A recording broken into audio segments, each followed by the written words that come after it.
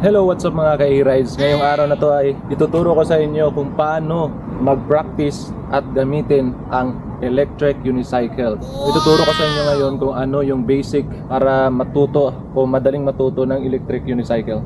So, let's go! Ang una po natin dapat gawin ay syempre i-power on ang electric unicycle. May power button po siya dito. Pipindutin nyo lang nasa dashboard. Pag pinindot nyo na siya, di na siya matutumba. Naka-auto balance siya, front and back. Kaya ngayon, tuturo ko na sa inyo kung paano mag-practice ng EUC. So ang una natin gagawin ay sasakay.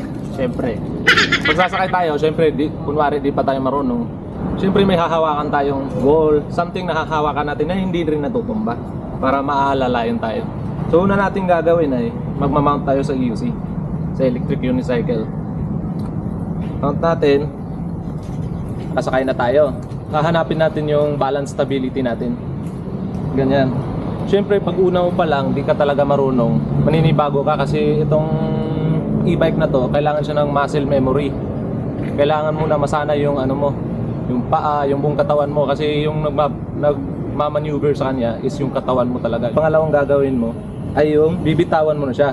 Siyempre, nahanap mo na yung balance stability mo o yung mechanism talaga nito. Pag magli-lean forward ka, tatakbo siya. Tapos pag magli-lean backward, tatakbo siya papunta dito or magbi-brake. Kunwari, nahanap mo na yung balance stability mo. Bibitawan mo na siya. Bibitawan, tapos gaganon. Ganun lang yung uulit-ulitin mo gagawin. Hanggang masanay na yung katawan mo. Hanggang pwede ka na tumakbo ng malayuan. Ganon. Eto, importante din to. Ito yung pinaka-importante talaga. Matutunan mo. Pag medyo nasanay ka na sa ganon, ang susunod mo na namang gagawin, kailangan mong sumampa nang walang hinahawakan. So paano ba gagawin yon? So ganito yon. Kunwari, ito yung EUC, nakatayo na siya. So pag ginanon mo, kung kaliwete ka ba o kanan, pag kanan ka, dito sa kanan yung paa. Pag kaliwete ka naman, siyempre dito, kasi nandito yung function ng brain mo. Wala ka nang hahawakan, di ba? Yung balance stability mo, yun na yung i-apply mo ngayon ng mabilisan. Pero dapat yung practice EUC mo, hindi malaki ganito. Kasi ito, napakabigat ito, 47 kg.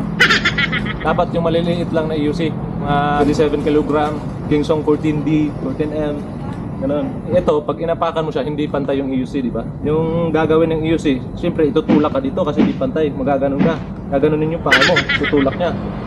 Kasi dito lang yung may force di pantay So yung gagawin mo, lalabanan siya ng paa mo. Nilabanan mo yun, siyempre mananakit paa mo. Kasama sa training talaga yun. Kaya magkakamasil ka talaga sa paa. Siyempre lalabanan mo siya para di ka maganon. Gaganon mo siya ng paa mo. Tapos sabay ka magmamount. Tapos i-apply mo na yung balance stability mo. Parang ganito. Mount, tapos takbo. Wow! Uulit-ulitin mo lang yung gagawin hanggang masanay ka na sa ganun. Pag mount mo, back lean agad, front. Ganyan. Siguruhin mong makakasakay ka. Kasi kung hindi ka makakasakay, maaaring maganon ka. Pero kung malakas naman paa mo, okay lang kahit di makasakay. Katulad ko, example. Wow! Kasi malakas na paa ko So yan lamang yung basic tutorial natin paano matuto mag-EUC.